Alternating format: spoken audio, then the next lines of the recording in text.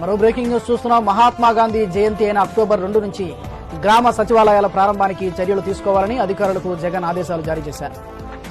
గ్రామ వార్డు సచివాలయం పరీక్ష ఫలితాలు విడుదలయ్యాయి. తాడేపల్లిలోని క్యాంపు కార్యాలయంలో ముఖ్యమంత్రి జగన్ ఫలితాలను విడుదల చేశారు. అక్టోబర్ 2వ తారీఖున గాంధీజీ కలలు కన్న గ్రామ స్వరాజ్యం దిశగా అడుగులు వేస్తా ఉన్నారు. పాలనలో సరికొత్త సంస్కరణలు తీసుకొచ్చి గ్రామ వార్డు సచివాలయాలను ఏర్పాటు చేస్తోన్న వైసీపీ సర్కార్ వాటికి ఎంపికైన ఉద్యోగులకు నియామక పత్రాలని అందజేసింది. విజయవాడ ఏ కమిషన్ సెంటర్ లో జరిగిన కార్యక్రమంలో సీఎం జగన్ స్వయంగా ఉద్యోగులకు నియామక పత్రాలని అందజేశారు. ఇవాళ నుంచి ఏపీలో కొత్త మద్యం పాలసీ అమలు చేయబోతున్నారు.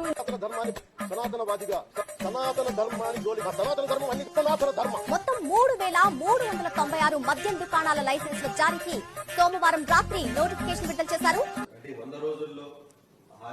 నేనేమంటానంటే అవన్నీ వదిలిపెట్టు, డైవర్షన్ ఇంకా ఇప్పుడు 100 రోజులు అయింది. నేను కనుక సనాతన ధర్మం కోసం నేను పోరాటం చేస్తే చచ్చిపోవడానికి సిద్ధమే. సనాతన ధర్మాన్ని సనాతనవాదిగా సనాతన ధర్మాన్ని జోలిగా సనాతన ధర్మం అన్ని